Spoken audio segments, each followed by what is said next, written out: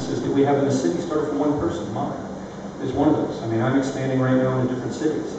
And if I wouldn't have afforded those opportunities tax-wise, I don't know that I could do this. So I think if we could develop something that is not pulling from the people that should be helping build this city from the tax base, I'm okay with that. I mean, I've lived under that shadow for years and years. I'm not going to lie to you.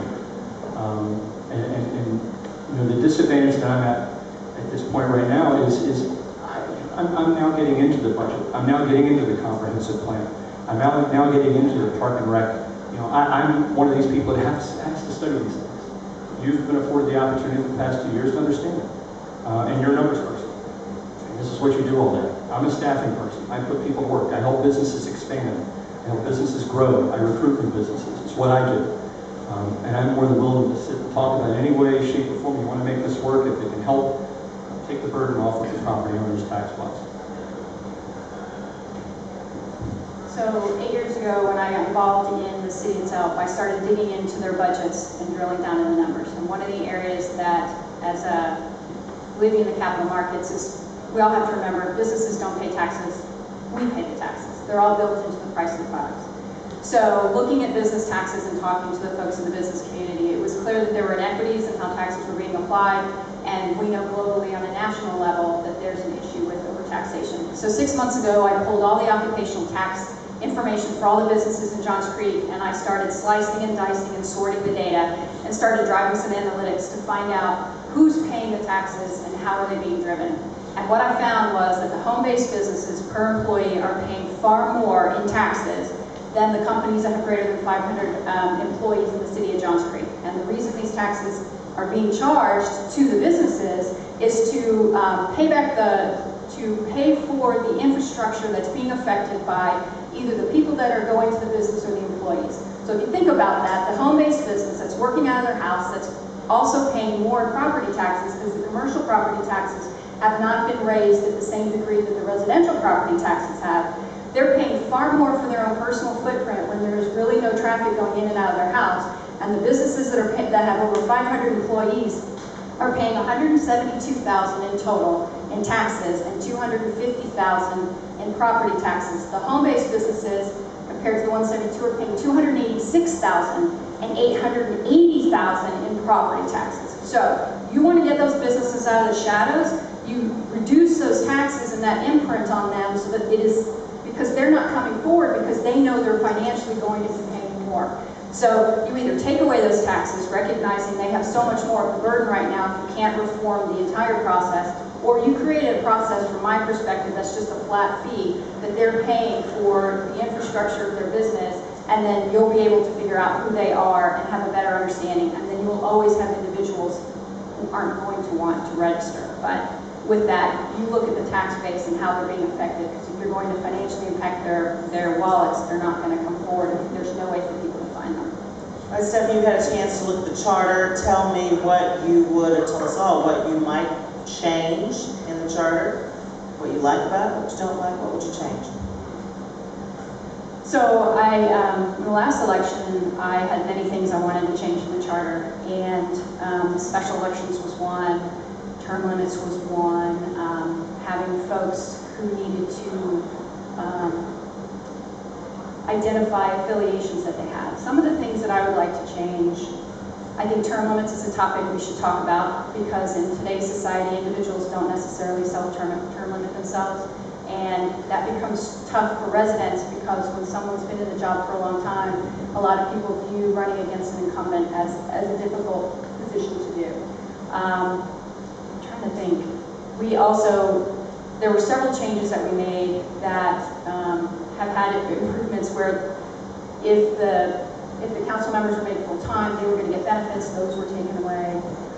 Special elections was a big one. That's been adjusted so that they can be had more timely.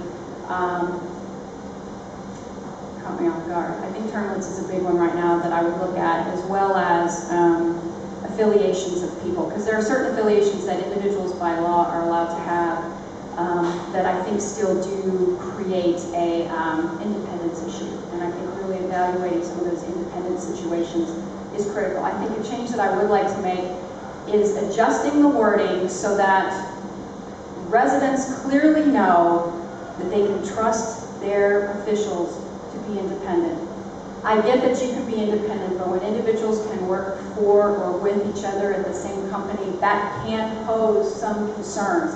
Not that I'm saying that individuals today that may be doing it have issues, but what I am saying is that if we can alleviate any concerns that individuals have, you shouldn't have to trust me. You should know you can trust me. And so if the rules are set up so that trust doesn't factor in, then I think it's a better situation for all.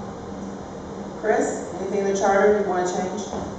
Well, I do agree with the term limits. I think that the residents who have a passion, who have the drive, should be able to serve in the city they live in. We're still a young city. And I think we're at a critical point right now. I'll be honest. I mean, these next 4 years are going to be huge for us. But I do think that there are a lot of good people in this city that I've met that I wish would have run, to be honest. So term limits is one of those things. I don't think you should make yourself a career politician. I also think that you should, listen, if I'm, basically able to win this election, I'm in city council. I'm not doing anything else. I don't have an interest.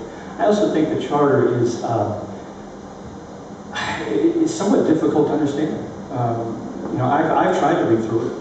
I don't know how many of you have read through it. You may have. I think it needs to be somewhat, I don't know, dumbed down, but simplified to a certain extent so that people understand exactly what this city is. One of the things that I've noticed, and I don't want to get off topic, I think we need to figure out who we are. I've heard everybody talking tonight about the things that's going on in the comprehensive plan and this, that, and the other. Who is Johns Creek? I mean, are we based on what the charter says? Are we trying to be something else? I know I've got off topic, but it's just something I was sitting back there listening for 45 minutes going, wow, there's just so many different opinions, and we base the charter on something of who we wanted to be, and we're stepping away from that. So I think we need to figure out, are we going to follow that, or are we going to change it? Chris, as you got the mic, let's talk about, do you think the city should pursue community development block grants, HUD grants? And Stephanie, for you the question will be, why are you opposed to Johns Creek pursuing HUD grants? So Chris, starts with you. Wow, what a question. I don't know that, and I may be really wrong in this one, but I've lived in Charlotte, I've lived in Detroit, I've lived in the city. I don't know that Johns Creek is necessarily developed. I don't know that that's what we put ourselves in the city to put ourselves in a position of. I mean, if you're asking if we should develop grants to help out bringing other folks in, and I think it changes our way of life. I think we developed a way of life. I think Johns Creek was developed for a certain reason, and I think we're getting away from that. So if we're sitting here and we're looking at different ways to change who we are, I'm not necessarily in agreement with that. I know that's kind of skirting around the question, but that's really a difficult one. I mean, it really is. And it's one of those that I would honestly want to sit back and kind of be able to take a look at and see what it's going to do to the city and how it would help or detract, and then honestly get back to you. I'm not going to have all the answers up here tonight. I'm new, all right? I did this in Charlotte. I worked with Mecklenburg County, but this is a different city. It's a different time. I have a passion. I love this city. I love being here, and I've gotten more and more involved, and I want to be a part of the solution. Does it mean I have all the answers tonight? No. No, but I put myself out there. I'm running against an incumbent. I'm on her home field. A lot of Stephanie shirts and stickers, and I'm being thrown questions. It's like, oh, okay. And I know I have to learn this, and that's fine. And I'm more than willing to do that. And no one will put more time into it than I will, period. Period. So the Community Development Block Grant was established by President Jimmy Carter back in the 70s, back when the economy was really bad. And it was set up for the federal government, to the Department of Housing and Urban Development, to give grants to cities that had blighted areas. So it was specifically going in to help redevelop areas that were slums.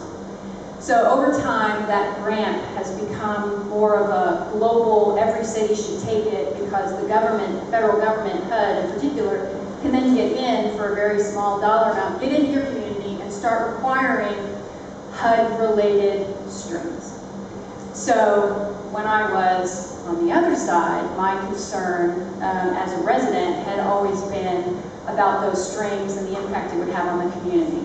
And I didn't believe we qualified, because we're one of the wealthiest cities in the state of Georgia and have one of the highest educated populaces. So where are our blighted areas and how do we qualify? And ultimately that grant was moved to Fulton County because Johns Creek couldn't figure out how to qualify. And Fulton County has now come forth and said, we don't qualify. So from my perspective, we shouldn't be attempting to take money from the federal government that's for blighted areas that we don't qualify for, as well as having staff to have to maintain the information and understand and put in time to keep up with that grant on the off chance that monies could become available later. If our city is going to become blighted, we need to have different conversations. So to me, that grant doesn't apply to us. We shouldn't be expending any time or energy toward it, nor committing ourselves ultimately to strings that I don't think we want our community going in that direction. All right, Stephanie, final question. What would you like to improve within the city of Johns Creek? Honestly, the thing I would truly like to improve is congestion. I work 15 miles from home, and I spend at least 1 hour one way every day, and I'm sitting in it. And I said that last time, and I say that now. But the key to that discussion is having real live dialogue, because there are three things that impact our ability to impact congestion. Number one, the city, as well as Metro Atlanta area, was never developed to be able to handle the infrastructure that we have today. The infrastructure wasn't put in place. So we're constantly trying to catch up. Number two, many of our subdivisions don't connect. So there are only a handful of thoroughfares that all of us can use to get there. And number three, we basically live in a peninsula, and we have limited ways to get over the Chattahoochee River. Those three things as a city, we can't fix. So what do we do with the situation that we have? Number one, I worked on establishing a transportation task force that's actually combining businesses, schools, residents, and Georgia Commuter Options and the Reason Foundation to be able to work towards alternatives to get people out of their cars, get them out of the schools. Chris Kaufman has been leading that effort now, and it's getting Waze and Google is on board. He's gotten the local municipalities around us to be able to engage, to be able to find ways for carpooling. We need to do the operational improvements, like the one out that we talked about earlier on Medlock Bridge. Looking at the little things that we can do that make a significant difference to those who are attempting to get on 141. And then based on road widening, we need to look at the projects, clearly define them. What is it you're trying to solve? How are you going to benchmark against it? And truly think about the consequences, like what's happening on Old Alabama and Perimeter Church. Apparently we knew that was going to happen. And there are people trying to get out of school who are getting hit and they're having significant impact. We shouldn't have known about it and let it happen. We should have planned for it. Your things you should think about shouldn't be the unintended consequences. Unintended consequences are things you had no idea were going to happen. Same question? Same question. Okay. I will echo the traffic. I will echo traffic and communication. I'll combine them. In order to keep businesses and employers we have to be able to get their employees to work. And I think Vicki talked about it earlier. You know, the cost of losing an employee because they are spending too much time in traffic and sitting in the car, the fact of having to rehire and train somebody, businesses get tired of that. I mean, I've been in staffing for 26 years, as I mentioned, and I do nothing but help businesses grow, and I help them expand. And if we can't control traffic, why would a business want to expand here? Why would a business want to come here? You know, the thing that nobody's talking about, my involvement in schools, we lose teachers every year. And everybody thinks, well, it's because they're not paid well. That's part of it. As much as I spend time talking to educators and teachers actually leave because they're tired of being in traffic. They find a job closer to them. They may leave education altogether, but they're tired of being in traffic. And so we lose these teachers every year to different counties, different cities. And the fact of the matter is, what we consider the jewel of our city, one of them being schools, we're going to lose that jewel if we lose these quality teachers. The other is the communication that I talked about. I mean, if we're not communicating what we're doing with traffic, I mean, I've been to these meetings, and I asked the people at the last meeting, you know, how are we doing in talks with Alpharetta? How are we doing in talks with Roswell? How are we doing in talks in Duluth, and South Forsyth, and whatever? And they're going, how are we getting there? That's not going to do it. I mean, if we are not communicating with the people that are causing part of our traffic, All we're doing is providing a solution for us that is incredibly short-term, and fixing their problem long-term. Traffic is not going to stop flowing in here, but if we're not working with the people that surround us and communicate with them and building a bigger and better regional plan, we're going to landlock ourselves into here. We're going to lose residents, we're going to lose businesses, and we're going to lose teachers. All right, and let's thank all of our candidates for joining us.